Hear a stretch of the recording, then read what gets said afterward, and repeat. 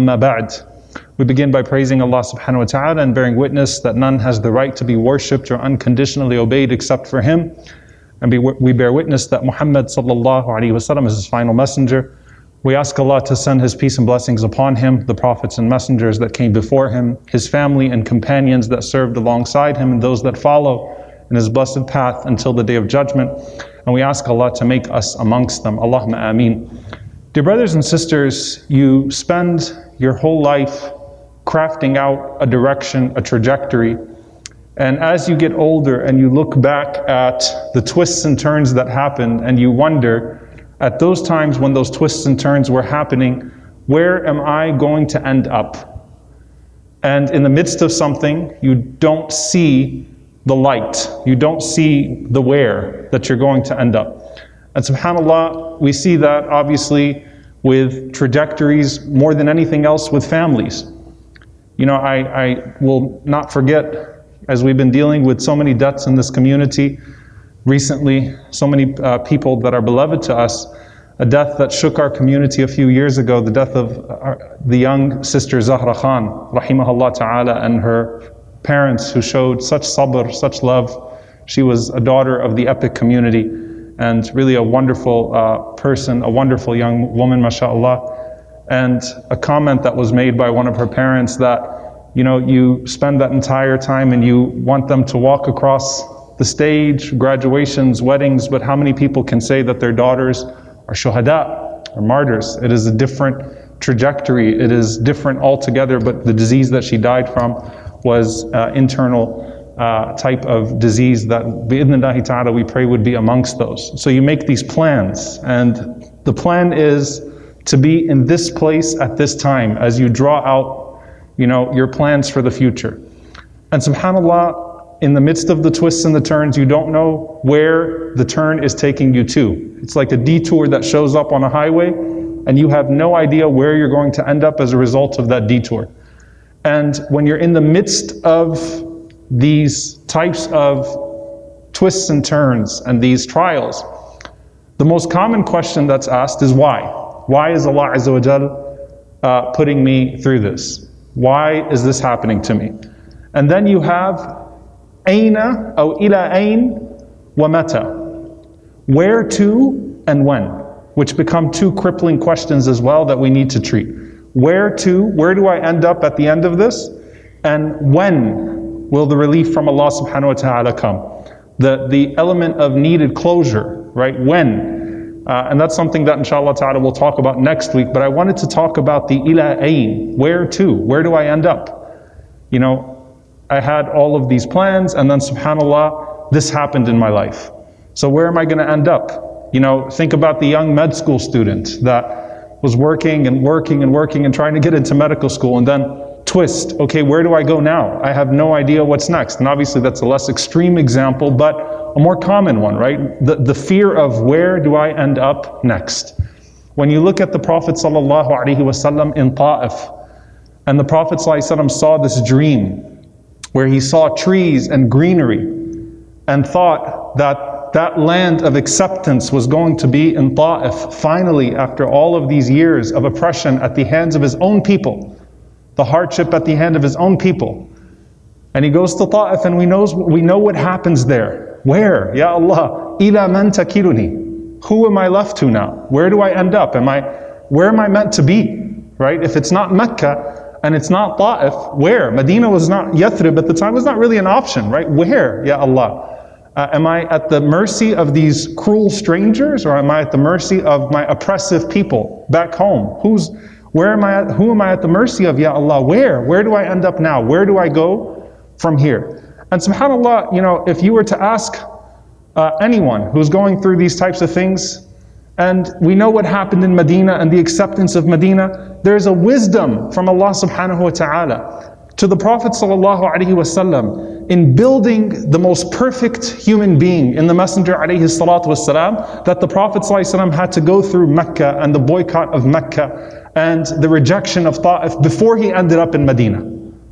Allah Azza wa Jal is capable of all things and in control of all things. It could have been that as soon as he said Iqra, that the people of Medina would have heard Al-Muddathir, Al-Muzammil calling out Bashiran wa nadhira, as a caller towards good, and would have accepted him, and that entire headache would have been saved, right? But it was fundamental to the making of the Prophet ﷺ and where the Prophet ﷺ ends up, because the Prophet ﷺ did not go to Medina alone. He had with him a group of people that had been tried in the worst of ways in Mecca.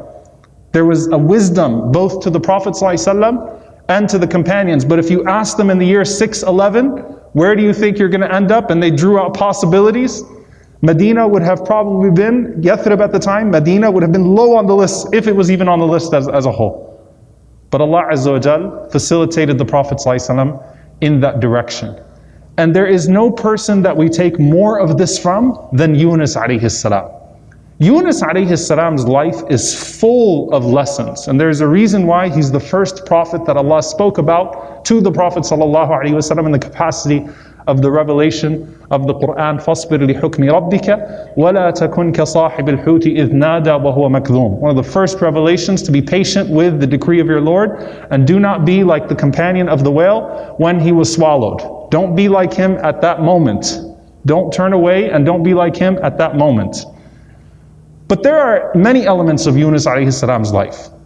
I want to speak about one. But to get to that one element, let's go through a few things, small details that maybe get missed in the story of Yunus alayhi salam. And you read these stories of the prophets, and subhanAllah, sometimes like the ayah hits you for the very first time. So we know, إِذْ ذَهَبَ مُغَاضِبًا, when he left his people angry that they rejected Allah and that they were not showing any signs of progress. وَظَنَّ أَن لَّن نَّقْدِرَ عَلَيْهِ, and he thought that we would not punish him. Not that he thought that we couldn't punish him. Yunus alayhi salam thought, Allah will not punish me for this. I called these people, I did my job, I'm leaving them. 3 days and they're gone.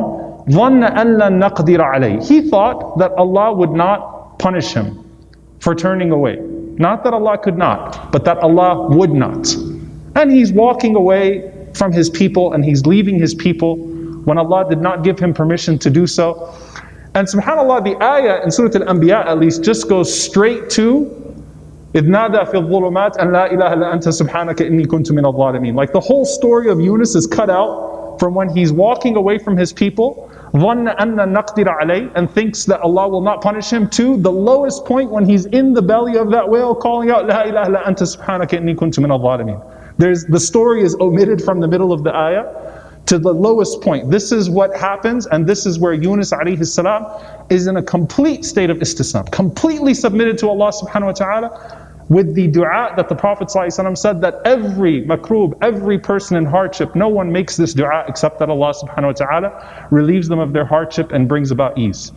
But Allah takes us right to that point after that.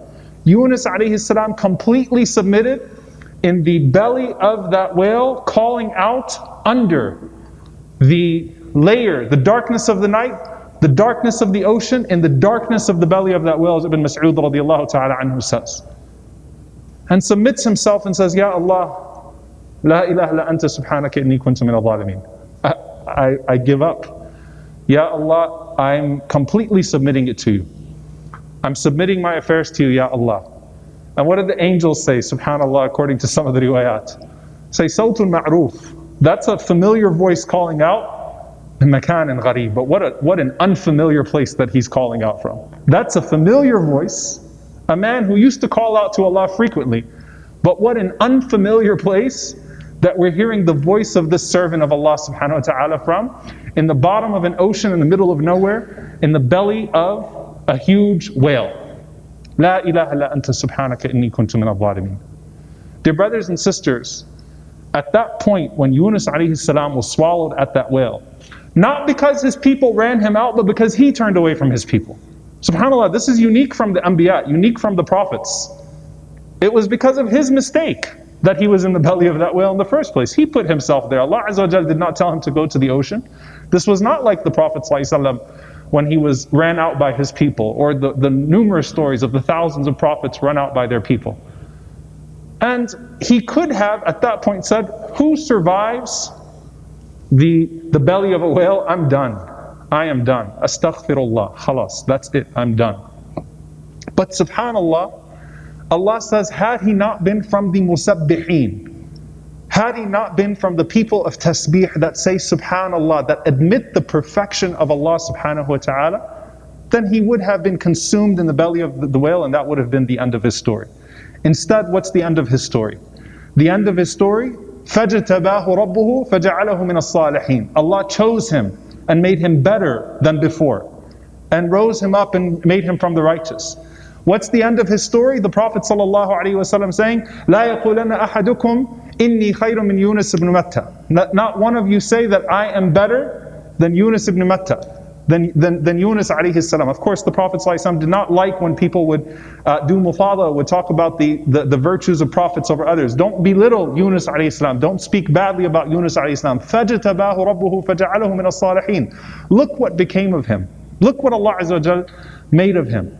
But dear brothers and sisters, is there really any moment that you can think of where you could be lonelier or more desperate than Yunus alayhi salam in the belly of that whale in those moments?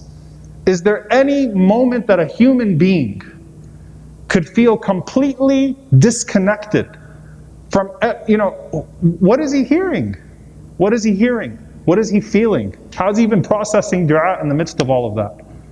But subhanAllah, look what Allah Azza wa Jal made of him. Now, what is the one point of the story that I want to get to? Because I said after why, there's often ila ayn wa ila mata. Where to and when, ya Allah. And we want to talk about where to. You have to let the whale spit you out wherever it's going to spit you out. What island is he going to end up on? What's the trajectory after that? SubhanAllah, you read the story of Yunus alayhi salam, what island is he going to be spit out on? Where is Medina? Where is it going to end up from here? And that's a difficult thing for us to do istislam to submit ourselves to. But if we submit ourselves to that, then it becomes easier to submit ourselves to the mata, to the when. Because we know that wherever the destination is, so long as we are from al-musabbihin wal-mustaghfirin, those that glorify Allah and those that seek the forgiveness of Allah, wherever the destination is, it's going to be a good destination. As long as we're doing our part of tasbih and istighfar, of glorifying Allah and seeking forgiveness. And so the when is then facilitated by that. First you plug in the destination, then you look at how long it's going to take you. And we ask Allah subhanahu wa ta'ala to make our destination Jannatul Firdaus, the highest level of Jannatul Firdaus. We ask Allah subhanahu wa ta'ala for all of those that have buried their loved ones and whose lives have been completely uprooted by these untimely deaths. And I say untimely because Allah knows these times, Allah Azza wa Jal knows best. We don't curse time. That Allah subhanahu wa ta'ala will place you in a better destination. That Allah subhanahu wa ta'ala will deliver all of us bidnillahi ta'ala to a better destination. But we have to do istislam to that where, submit ourselves to that, to Allah Azza wa Jal with the where, and let the whale take us wherever it will be. Be passengers in the belly of the whale in those moments, and just make sure that we are a people of La ilaha illa anta subhanaka inni kuntu min al-zalimeen. And by the way, that applies to everything that's taking place right now. Political instability and uncertainty. All the types of uncertainty. The uncertainty of COVID. What's going to happen to our economy? What's going to happen to our politics? What's going to happen to our society? What's going to happen to the Muslims? What's going to happen here? What's going to happen in this situation and that situation? Submit ourselves to the where.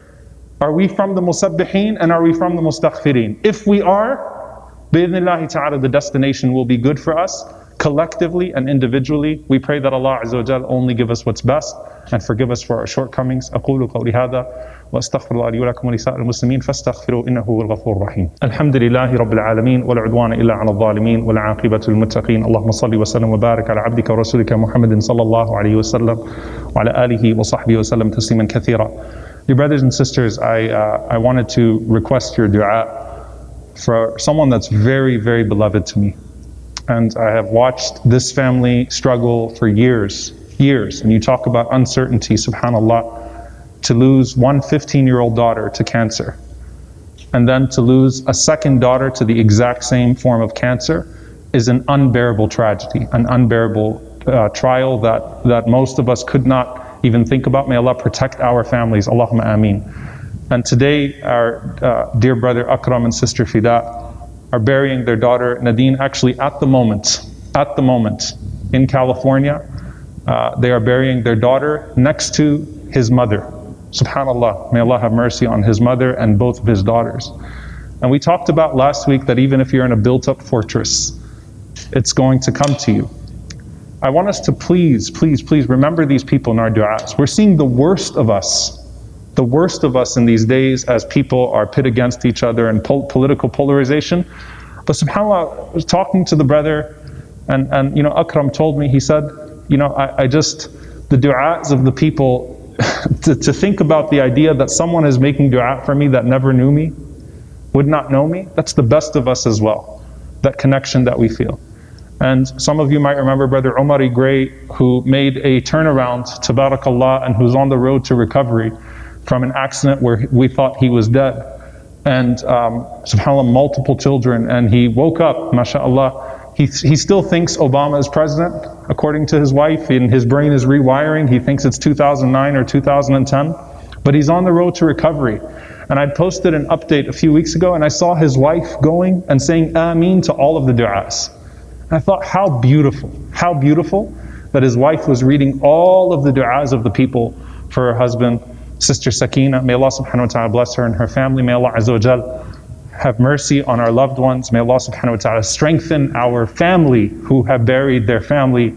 May Allah subhanahu wa ta'ala make it easy for the believers around the world. May Allah subhanahu wa ta'ala make it easy for the oppressed around the world. May Allah make it easy for the masakeen and the weak around the world.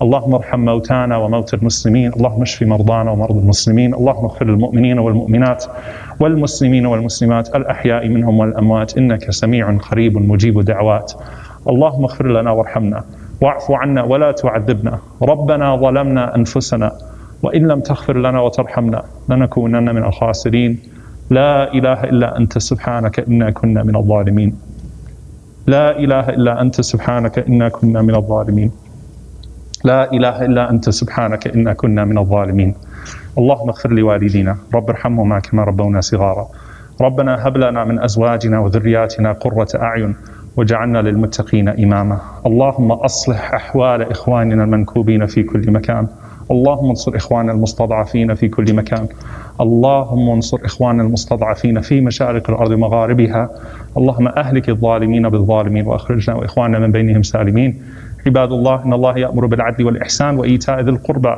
وينهى عن الفحشاء والمنكر والبغي يعظكم لعلكم تذكرون فاذكروا الله يذكركم واشكروه على النعماء يزد لكم ولذكر الله أكبر والله يعلم ما تصنعون وأقم الصلاة